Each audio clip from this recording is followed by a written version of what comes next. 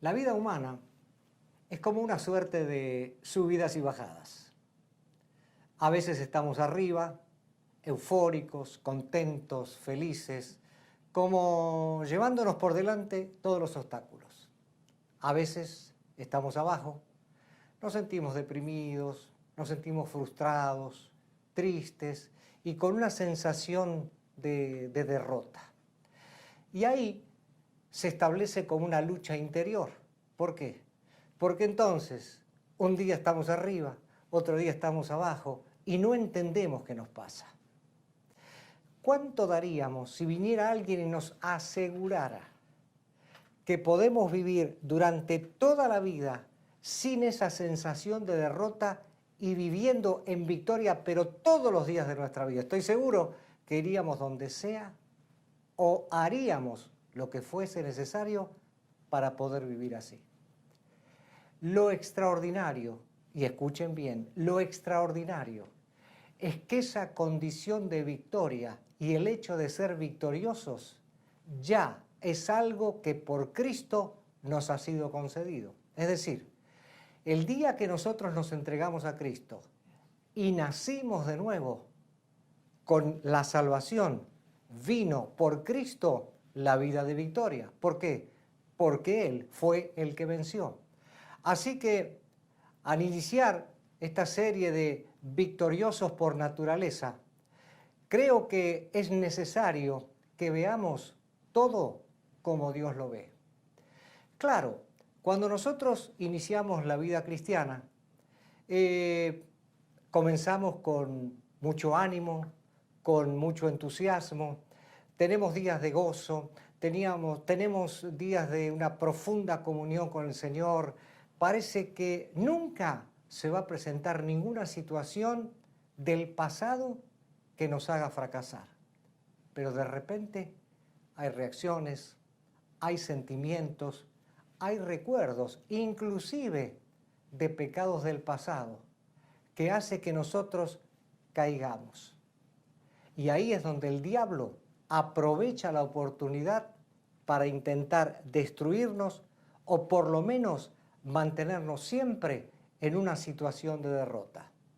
Claro, nosotros al iniciar esta serie tenemos que darnos cuenta que en esa lucha, como dije al principio, a veces estamos arriba, a veces estamos abajo y en nuestras fuerzas no siempre podemos lograr lo que queremos.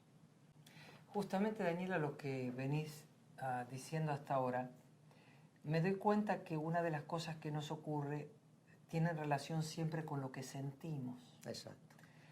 Es decir, pareciera que también la vida cristiana estuviera como muy afectada por lo que sentimos. Lo pongo así, es como decir que lo que sentimos tuviera el poder de afectar lo que somos o tenemos en Cristo. Sí. Aunque sabemos que no es real, la realidad es que el diablo juega con nuestros sentimientos. Y eso nos hace a veces hasta sentir derrotados, aunque la derrota no sea real, pero nos hace sentir así. Por eso vamos a ir al primer pasaje de la Escritura, en 2 Pedro 1, versículos 3 y 4.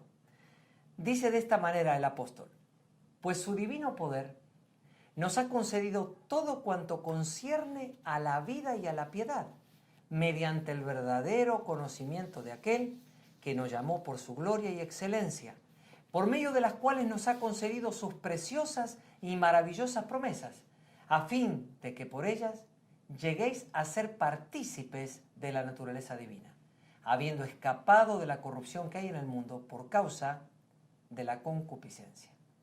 Bueno, este pasaje es claro. ¿Por qué? Porque en primer lugar muestra que Dios con su poder nos ha concedido, y esa palabra es grande, porque esa palabra no significa solo, bueno, algo me concedieron, no, nos está diciendo que el Señor nos regaló, nos dotó de todo lo que está relacionado con la vida y con la piedad. Entonces, el apóstol Pablo está enfatizando que los creyentes tenemos recursos sobrenaturales, de manera que esos recursos nos dan la habilidad y la capacidad de vivir una vida, como él escribe más adelante, donde no caigamos jamás. Así nos ve en el Señor el apóstol Pedro, y así lo escribe cuando él en el contexto de este pasaje bíblico está hablando de la actitud del creyente. Por supuesto, el apóstol dice algo, y dice que el creyente o los creyentes tenemos estos recursos en base a un conocimiento real, experimental del Señor. Por supuesto que nadie tiene nada con un conocimiento teológico o simplemente bíblico. Y a ver, tengamos claro esto. Todos nosotros, desde que nacimos en Cristo Jesús, todos, desde ese día comenzamos a conocer a Cristo, porque Cristo nos fue revelado. Así que desde ese día que conocimos a Cristo, ya tenemos estos recursos. Pero ¿qué va pasando en la vida? ¿Cuál es sí nuestra responsabilidad? Sencillo, ir creciendo cada día en el conocimiento de Cristo. Eso sí es nuestra responsabilidad. ¿Por qué? Porque a medida que nosotros vayamos creciendo en el conocimiento de Cristo, vamos a ver que estos recursos sobrenaturales son en nuestra vida manifestados en una mayor dimensión y en una mayor potencia. Otra aclaración importante es aquí dos términos, porque el apóstol usa el término vida y el término piedad. Y claro, cuando dice todo nos lo dio para la vida, uno generalmente piensa en la vida de todos los días, lo cotidiano. Pero aquí la palabra vida no es lo cotidiano, no es la vida humana.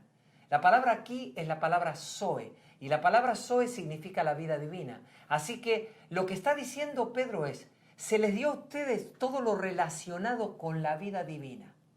Quiere decir entonces que cuando habla de la piedad, no está pensando en esa piedad que solemos nosotros tener en cuenta como si fuera un asunto de esa piedad de que, bueno, si yo me esfuerzo por agradar a Dios, yo voy a agradar a Dios. No, no significa ese tipo de piedad. Cuando Pedro está hablando de vida y está hablando de piedad, las dos cosas las está viendo sobrenaturalmente. Lo digo de esta manera. Primero debe existir en nosotros de parte de Dios la vida espiritual, la vida sobrenatural. ¿Para qué? Para que exista la piedad. Quiere decir que no es por la piedad que alguien alcanza la vida, sino al revés. Es por la vida impartida de Dios dentro de nosotros que manifestamos la piedad. Es decir, estamos hablando de una piedad que nace de la vida que el Señor nos dio.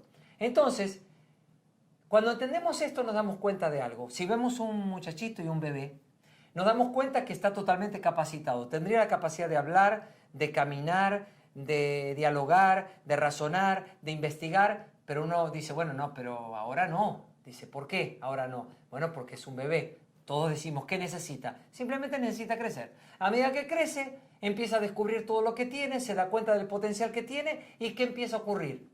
Entonces empieza a usarlo. Así es con nuestra vida en Cristo. Empezamos a ver el potencial que nosotros tenemos en el Señor. Y esto tiene que ver con la salvación que hemos recibido. Lamentablemente, la idea de salvación ha quedado casi 90% reducida a una idea de que el Señor nos da vida eterna y salva nuestra alma. Claro que esto es lo más importante. ¿Qué puede haber más importante que tener vida eterna y que esté la salvación de nuestra alma? Pero cuando la Escritura habla de salvación, el concepto bíblico es mucho más amplio, mucho más amplio. Por eso, cuando hablamos de salvación, estamos hablando de la salvación completa de Cristo, que incluye todo nuestro ser de forma integral. Entonces, cuando empezamos en este entendimiento y conocimiento del Señor, de golpe vemos y entendemos al Señor como el que nos salvó y nos limpió nuestros pecados. Y ya gozamos de esa bendición. Luego crecemos un poquito y ya vemos, pero el Señor también bautiza con el Espíritu Santo. Qué bueno. Pero ahora aprendí que el Señor también sana y que el Señor también nos prospera. Es decir, empezamos a darnos cuenta que la salvación es para todo el ser humano y es completa. Por eso en la Biblia, y esto es importante, la palabra salvación debe ser también entendida y es traducida muchas veces como salud. Qué diferente nos suena, ¿no? Porque cuando hablamos de salud, es más, a veces pensamos de salud solo en lo físico, ¿no? Salud es lo físico. No, salud es integral. Cuerpo, alma, espíritu. Es todo lo que tiene que ver con nuestras relaciones. Esto tiene que ver con la salvación que el Señor nos ha dado y que Hernán nos va a ayudar un poquito más con esto. Sí, sobre todo porque obviamente que uno se comienza a apasionar cuando se da cuenta cómo el Señor proveyó todas las cosas para nosotros y cómo lo hizo en Cristo. Pero hay un detalle que creo que muchas veces no notamos y tiene que ver con el Señor desde la antigüedad, cómo se comportó y cómo se manifestó a favor de su pueblo Israel. ¿Por qué estoy mencionando esto?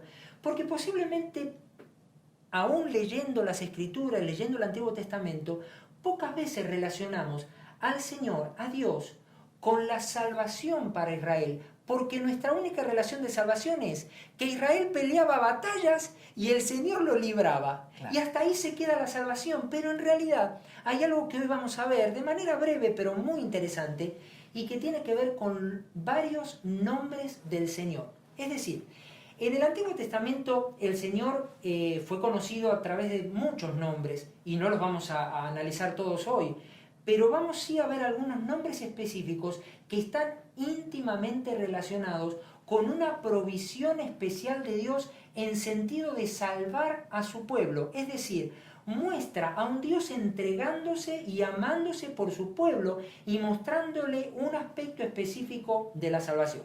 Entonces, comenzamos con el nombre Jehová Jireh. Dice la palabra en Génesis 22, versículos 13 y 14. Abraham alzó la vista y, en un matorral, vio un carnero enredado por los cuernos. Fue entonces, tomó el carnero y lo ofreció como holocausto en lugar de su hijo. A ese sitio Abraham le puso por nombre El Señor provee. Es decir, que hablar de Jehová Jireh es hablar de un Señor que está preparado siempre para proveer a los suyos, a aquellos a quienes ama. Segundo nombre, Jehová Rafa.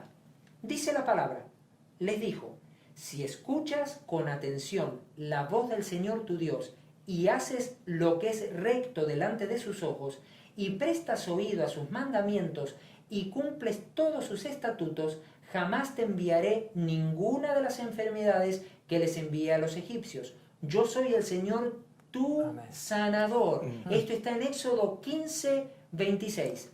Es evidente que hablar de Jehová Rafa es hablar de un Señor que sana, que Él es el sanador, que Él es nuestro médico y que también se ocupa de nuestra salud física.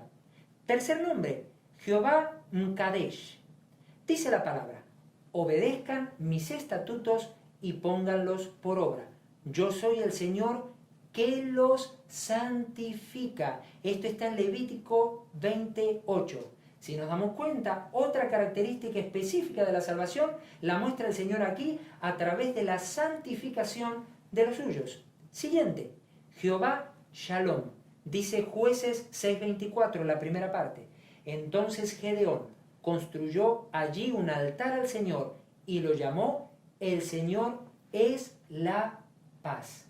Qué tremendo nombre. De hecho, aquellos que conocemos un poquito la cultura judía, sabemos que este es un nombre que los judíos usan permanentemente. Se saludan entre ellos diciendo Shalom, porque eso les recuerda que el Señor siempre es nuestra paz. Siguiente nombre, Jehová Sidkenu. Dice Jeremías 33:16. En aquellos días Judá estará a salvo y Jerusalén morará segura y será llamada así. El Señor es nuestra justicia. Es decir, no solamente el Señor nos santifica y nos justifica, Él se pone delante como un escudo de justicia para aquellos que le amamos. Siguiente, Jehová Roi. El Salmo 23:1, muy conocido por todos nosotros, dice, el Señor es mi pastor, nada me faltará. Aquí el Señor, en sentido de salvación, se muestra como el pastor de la vida de su pueblo.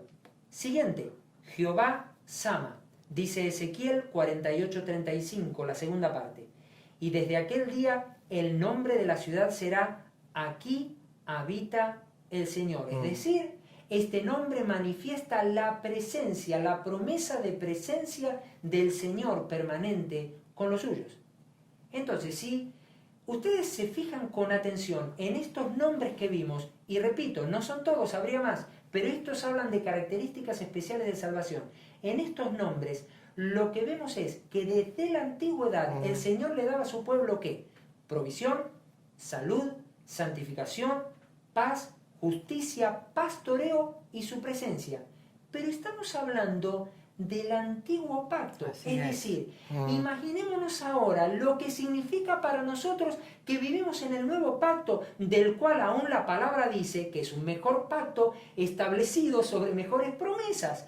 Quiere decir que lo que queda es gozarnos, alegrarnos, alabar al Señor, pero al mismo tiempo apropiarnos de todo lo que tenemos en Cristo Jesús. Qué maravillosa esta vida de victoria, ¿no? Extraordinaria. Así es. Al estar en Cristo Jesús, nosotros tenemos la salvación completa. Y hace un momento dijiste que hay salvación y salud, que es lo mismo. Salvación, salud. Estaba pensando en que Dios hizo un decreto legal. Y es legal que nosotros tengamos salvación, Wow. salud. Así es. Sí. Una cosa es lo legal, pero ahora nosotros tenemos que venir a la experiencia.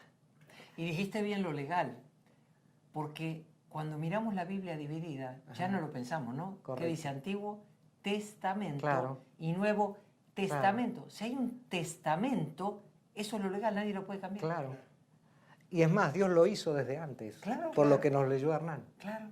Entonces, ahora es donde viene la experiencia y ahí es donde creo que nosotros fallamos. Entonces, cuando nosotros empezamos a percibir esta victoria de Cristo y la salvación salud, entonces comienza una revelación del Espíritu Santo. ¿Para qué? Para poder entrar en un proceso que va creciendo en el conocimiento de Cristo y va madurando en el conocimiento de Cristo. Entonces eso nos hace vivir en la victoria de Cristo y en plenitud todos los días de nuestra vida, independientemente de circunstancias que se puedan presentar. Así es. Ahora quiero leer un pasaje bíblico y establecer alguna diferencia importante entre lo que teníamos y lo que tenemos. Así está escrito. El primer hombre, Adán, se convirtió en un ser viviente. El último Adán, en el espíritu que da vida. No vino primero lo espiritual, sino lo natural, y después lo espiritual. El primer hombre era del polvo de la tierra, el segundo hombre del cielo. ¿Cómo es aquel hombre terrenal? Así son también los de la tierra. Y como es el celestial, así también son los del cielo.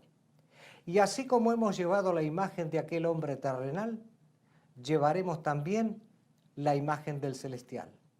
Les declaro, hermanos, que el cuerpo mortal no puede heredar el reino de Dios, ni lo corruptible puede heredar lo incorruptible. Esto está en 1 Corintios, el capítulo 15, versículos 45 a 50. Aquí se hace referencia a Adán como ser viviente. Y todos nosotros tenemos de Adán lo natural, esa humanidad. Pero también, dice el apóstol, que tenemos el segundo Adán o el último Adán, que es Cristo, y de él viene el espíritu de vida. Aquí es algo maravilloso, porque es como tenemos dos herencias, la herencia de Adán, pero tenemos la herencia de Cristo, el espíritu de vida que nos vivifica cada día y nos hace vivir victorioso. Ahora bien, como todos tenemos la naturaleza de Adán, heredamos el pecado y la muerte espiritual llega a nosotros y pasó a toda la raza humana porque finalmente todos pecamos. Por eso es necesario entender lo que dice la Escritura acerca de la naturaleza de Adán.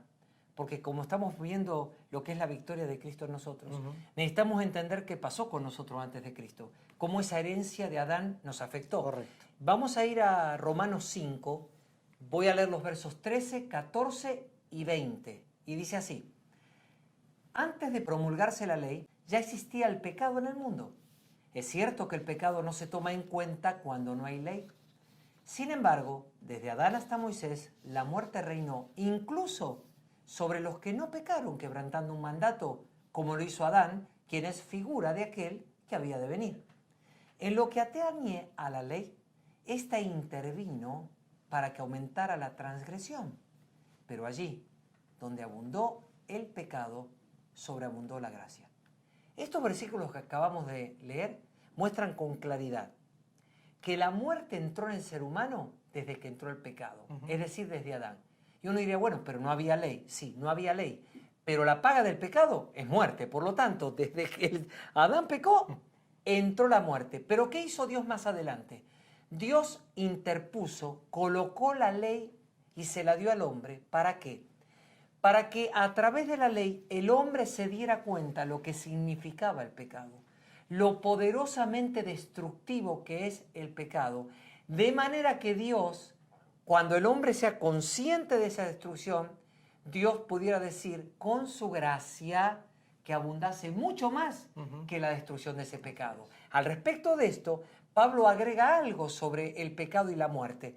Y les pido que vayan a 1 Corintios 15. Vamos a leer los versos 56 y 57 que dicen así. El aguijón de la muerte es el pecado y el poder del pecado es la ley. Pero gracias a Dios que nos da la victoria por medio de nuestro Señor Jesucristo. Amén. Mire esto.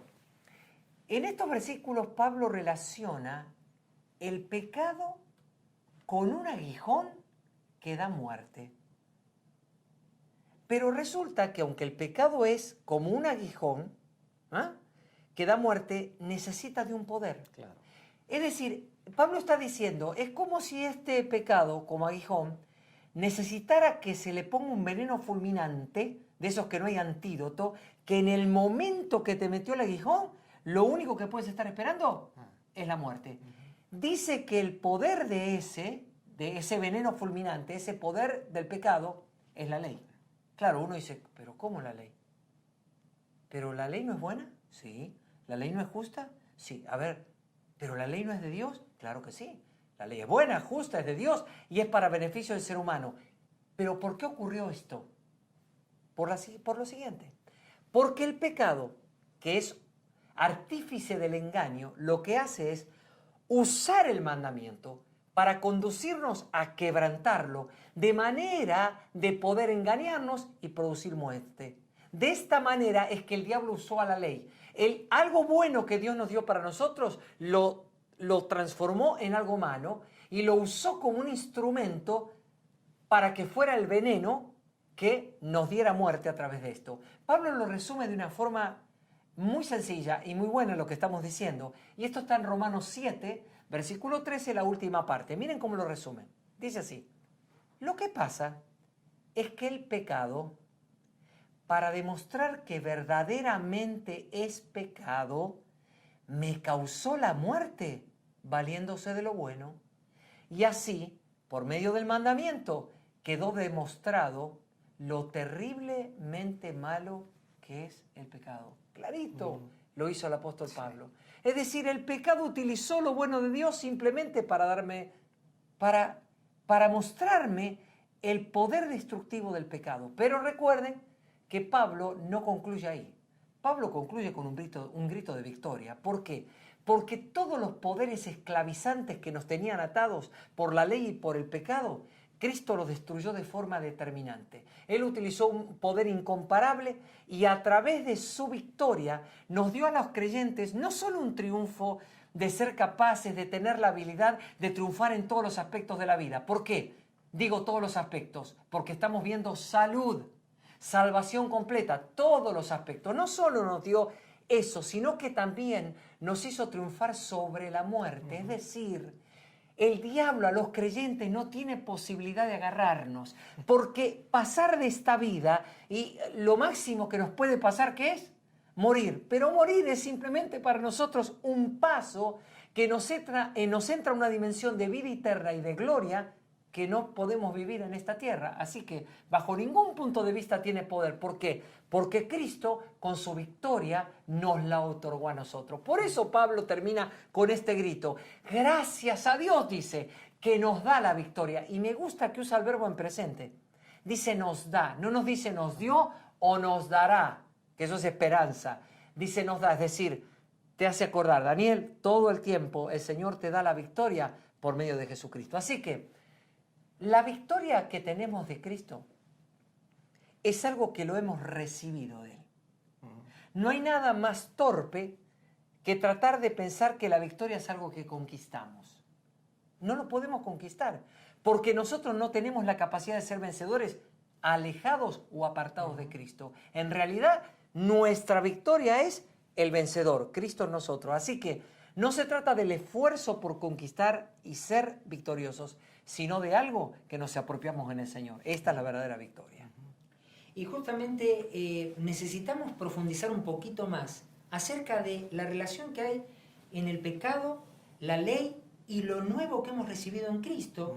Y lo que vamos a ver juntos ahora es que ocurrió un cambio en nuestra vida cuando conocimos a Cristo, pero lo vamos a ver por la palabra y con un extraordinario ejemplo que Pablo escribió a los romanos. Vamos a leer Romanos capítulo 7, desde el versículo 1 al versículo 6. Dice: puesto que hablo con quienes conocen la ley, les pregunto, ¿acaso ignoran, hermanos, que la ley ejerce poder sobre alguien mientras esa persona vive?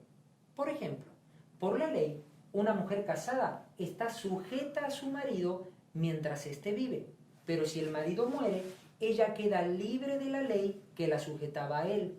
Así que, si ella se une a otro hombre, mientras su marido vive, comete adulterio, pero si su marido muere, ella queda libre de esa ley.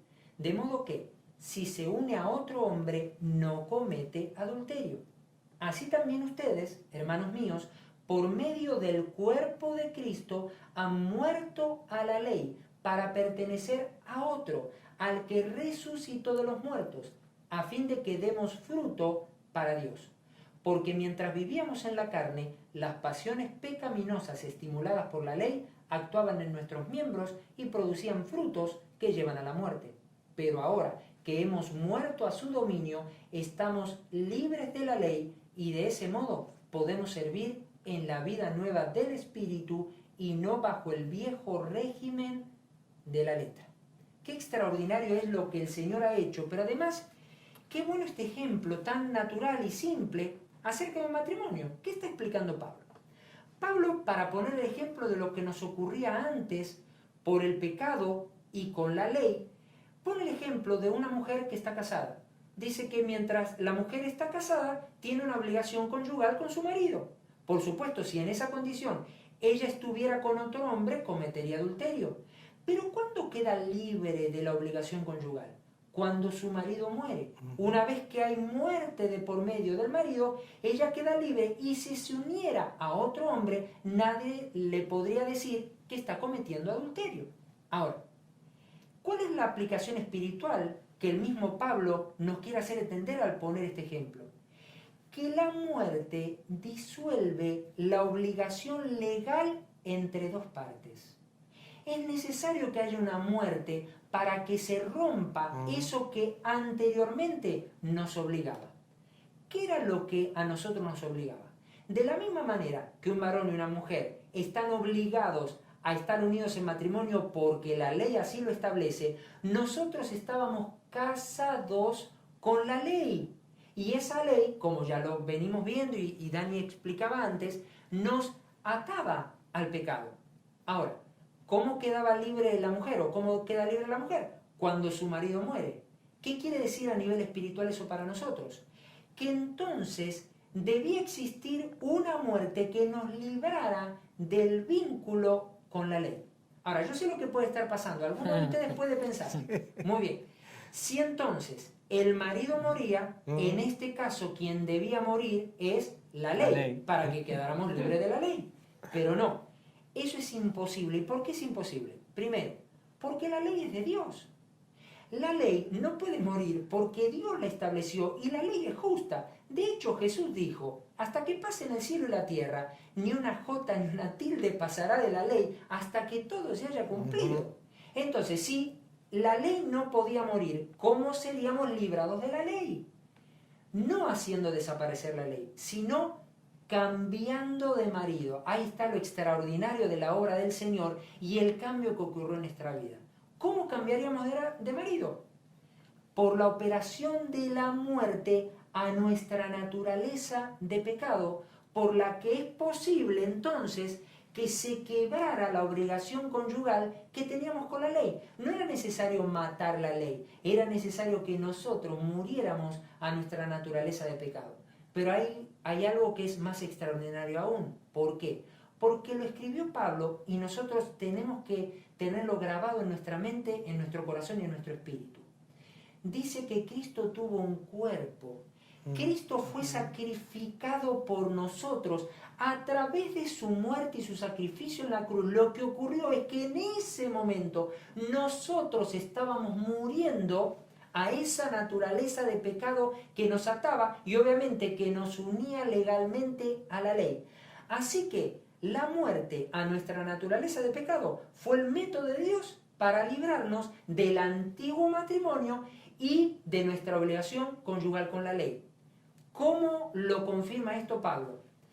Pablo sigue diciendo en Romanos 6, el versículo 6, sabemos que nuestra vieja naturaleza fue crucificada con él para que nuestro cuerpo pecaminoso perdiera su poder, de modo que ya no siguiéramos siendo esclavos del pecado.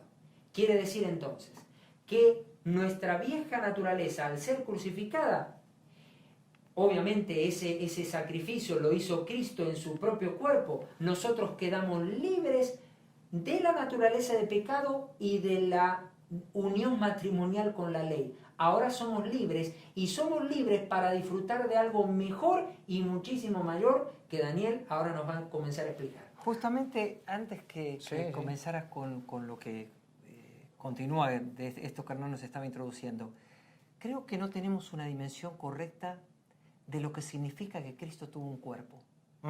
Porque cuando entendemos que la Biblia dice que Dios es espíritu, bueno, Dios es espíritu. Se hubiera quedado como espíritu.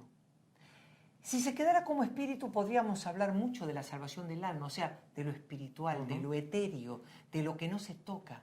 Pero Cristo tuvo un cuerpo y la verdad, hermanos, necesitamos revelación de todo lo que pasó para nuestro beneficio en el cuerpo de Cristo. Porque ahí vemos, ahora vemos, por ejemplo, esto de la ley y uno dice, oh, wow, yo sabía que Cristo llevó las enfermedades y los dolores y eso en el cuerpo. Pero como que no tenía dimensión de que Cristo en su cuerpo ahora le dio muerte a mi naturaleza de pecado. Es decir, sucedieron una cantidad de cosas en el cuerpo de Cristo que si tenemos una revelación del Espíritu, vamos nosotros, y no es por ser más santo, ni porque si leemos más la Biblia, vamos a tener una revelación, un entendimiento que nos va a disparar la vida a otro nivel de lo que tenemos que vivir solamente porque lo estamos recibiendo por fe. Porque es demasiado grande que la Biblia dijo, por eso se le dio un cuerpo, por eso se hizo como nosotros. Y uno siempre dice, bueno, para identificarse con nosotros que éramos pecadores. Pero siempre lo pensamos, siempre lo bajamos al término pecado, pecado, pecado. Pero es más que todo eso, incluye mucho más. Y creo que ahora lo estamos viendo en otra dimensión completamente diferente. Y al analizar esto del matrimonio y ver lo que pasaba en esa relación entre un esposo y una esposa, y cuando alguien muere que queda libre, y cuando nosotros quedamos libres por la obra de Cristo, esa libertad nos permite establecer una nueva relación, que en este caso es una comunión íntima con Él. En este proceso, y de lo que yo voy a hablar ahora, si bien es cierto, hay una muerte por la que quedamos libres, pero recordemos que Cristo murió, fue sepultado y resucitó. Así es. Es decir, aquí viene un componente para completar el hecho de que el nuevo matrimonio funcione como tiene que funcionar. Así es. Amén. Entonces, hay una resurrección y el apóstol Pablo lo certifica y lo voy a leer en Romanos 6, 4 y dice, para que así como Cristo resucitó de los muertos por la gloria del Padre, así también nosotros vivamos una vida nueva. Cuando somos redimidos por Cristo de nuestra unión con la ley queda abolida. ¿Para qué? Para permitirnos entonces establecer este nuevo matrimonio con Cristo. Y voy a leer textualmente lo que nosotros escribimos, porque esto del nuevo matrimonio es extraordinario. Ahora, Jesucristo es el nuevo marido y todos los redimidos representamos a la mujer la iglesia. Amén. ¡Ah! ¡Qué privilegio! Lo repito, Jesucristo es el nuevo marido y todos los redimidos representamos a la mujer, la iglesia. Pero hay más, hay beneficios en ese nuevo matrimonio. En este matrimonio con Cristo, esos beneficios están a nuestra disposición porque son parte de la victoria de Cristo. Recibimos salud integral, como vimos hace un momento. La palabra dice, Él mismo tomó nuestras enfermedades y llevó nuestras dolencias. Mateo 8:17, la segunda parte. Un versículo más. El regalo que Dios da es la vida eterna por medio de Cristo Jesús, nuestro Señor. Romanos 6:23, la segunda parte. Pero hay más beneficios. Por ejemplo, otro beneficio que anotamos fue que recibimos perdón, gracia, justicia y paz. Y la palabra lo confirma así. En quien tenemos redención por su sangre, el perdón de pecados según las riquezas de su gracia. Efesios 1:7. Otro pasaje dice, ya que hemos sido justificados mediante la fe, tenemos paz con Dios por medio de nuestro Señor Jesucristo. Romanos 5:1. Pero hay más aún. Otro beneficio de este matrimonio con Cristo es que somos libres del pecado, siervos de la justicia, siervos de Dios y santificados. Dice Romanos 6:18. En efecto, habiendo sido liberados del pecado, ahora son ustedes esclavos de la justicia. Pero hay algo más que dice la palabra, también en Romanos 6, pero el versículo 22. Pero ahora, habiendo sido libertados del pecado y hechos siervos de Dios, tienen por su fruto la santificación y como resultado la vida eterna. Pero no nos quedamos ahí. No, hay más, claro. Adelante. Somos libres de la ley para servir a Dios en el poder del Espíritu. Así que somos libres de la ley, ya estamos liberados, pero ahora nos hacemos voluntariamente siervos de Dios. ¿Pero cómo? En el poder del Espíritu. Amén. Ahí está el recurso. Romanos, el capítulo 7 y el versículo 6 dice, pero ahora, al morir a lo que nos tenía subyugados, hemos quedado libres de la ley a fin de servir a Dios con el nuevo poder que nos da el Espíritu y no por medio del antiguo mandamiento escrito. El último punto que nosotros escribimos acerca de los beneficios dice de la siguiente manera. Libres de condenación. Escuche eso. Libres de condenación. Porque la ley del Espíritu de vida nos ha liberado de la ley del pecado y de la muerte. Creo que como esto va a quedar en video, qué buena práctica es que una vez que tengan el video en su mano, puedan estas 6, 7, 8 cosas que nosotros anotamos, anotárselas. Y ver todo lo que tenemos, los beneficios que tenemos del nuevo matrimonio y decir, no se trata de si lo siento o no lo siento. No importa si tengo en un momento un día peor y otro día lo tengo mejor. Esto no puede cambiar. Si mañana me duele la pierna, no cambia. No tiene el poder de cambiar. Y la palabra, cuando estamos en este punto, lo certifica en Romanos 8, 1 y 2. Por lo tanto, dice, ya no hay ninguna condenación para los que están unidos a Cristo Jesús.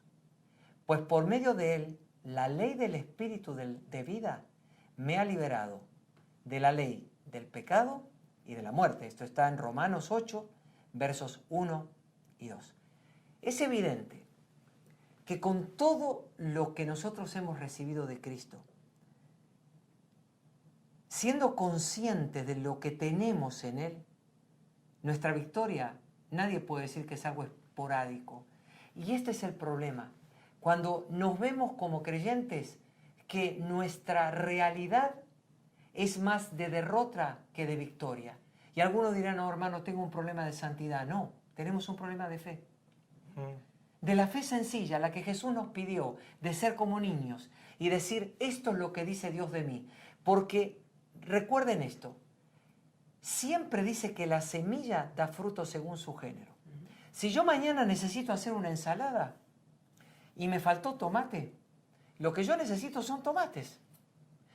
Pero yo no puedo decir, bueno, no importa, en el futuro yo voy a sembrar zanahorias, pero voy a cosechar tomates. No, es decir, yo necesito la semilla que me dé tomates, así es la palabra. Cuando nosotros necesitamos algo en nuestra vida, ¿cuál es la palabra que tenemos que dejar que se siembre en nuestra vida? La que se tiene que cosechar, la que necesitamos para ese momento de nuestra vida. Entonces, con la victoria de Cristo podemos atacar en todas las áreas. ¿Es un asunto de depresión? Déjate sembrar la palabra de Dios en todo lo que hable del espíritu angustiado, del espíritu de vida del Señor, de cómo Dios te levanta. Es un problema económico que parece que es una maldición que me sigue desde mis abuelos, que nunca me puedo levantar. Vamos a mirar, vamos a sembrar todos los pasajes de la Escritura, de las promesas de Dios que, digo, ya no son promesas porque están cumplidas en Cristo, de las que nos podemos tomar y las podemos arrebatar y vamos a tomarlas y vamos a meditar en ellas. ¿Necesitamos salud física? Pues vamos a tomar todos los pasajes de la Escritura donde nos habla de esa bendición para nosotros y vamos a empezar a sembrarla. ¿Qué va a pasar? Sencillo. Si lo siembro, tenemos que poder cosechar lo que estamos sembrando. Por eso es tan interesante esto que estamos viendo y nos entusiasma, la verdad que nos entusiasma. ¿Por qué? Porque nos damos cuenta de esto. Hermano, nosotros, ustedes, somos victoriosos por naturaleza. No tenemos que hacer nada. Es más, aun cuando pasamos por un momento de derrota, que cualquiera lo puede tener, eso no puede afectar la victoria. Porque no puede afectar la victoria de Cristo en nosotros. Entonces, no permitamos que el diablo se ría en nuestra cara, se ría de nosotros, porque en Cristo Jesús nosotros somos victoriosos por naturaleza. Y esto es lo que vamos a ver en todos estos videos, en esta serie de videos llamados Victoriosos por Naturaleza. Vamos a orar juntos y a dar gracias a Dios por esta primera parte en que hemos, creo, aprendido muchas cosas y otras las hemos recordado probablemente. Pero son verdades que tenemos que atesorar y que tenemos que pedirle a Dios que se nos revelen en nuestro espíritu para caminar en otra dimensión. Padre, gracias por este tiempo. Gracias por cada hermano y hermana que está mirando este video en este momento. Gracias por la revelación de la palabra. Gracias porque tu Espíritu está siempre con nosotros. Gracias, Señor, porque la victoria tuya es una realidad en nosotros. Ahora nosotros, en el nombre de Jesucristo, quitamos el embotamiento que el diablo pone en la mente y en los espíritus de muchos de nuestros hermanos, de muchos de tus hijos. Y en el nombre de Jesús lo echamos fuera en todas las áreas de la vida, en el espíritu, en el alma. Los cuerpos los declaramos sanos por la obra de Cristo ahora mismo en el poder del Espíritu. Y milagros, prodigios, señales y maravillas sucedan mientras en este momento están pudiendo escuchar y ver este video para que una vez más se confirme lo que dice tu palabra, lo que tú dijiste. Estas señales seguirán a los que creen en mi nombre. Aún los muertos resucitan cuando tu palabra es predicada. Gracias, Señor, porque somos victoriosos por naturaleza y cada hermano y cada hermana hoy que está viendo este video se lleva un tesoro incalculable en su corazón sabiendo lo que Dios le ha dado. En el nombre de Jesús, amén y amén.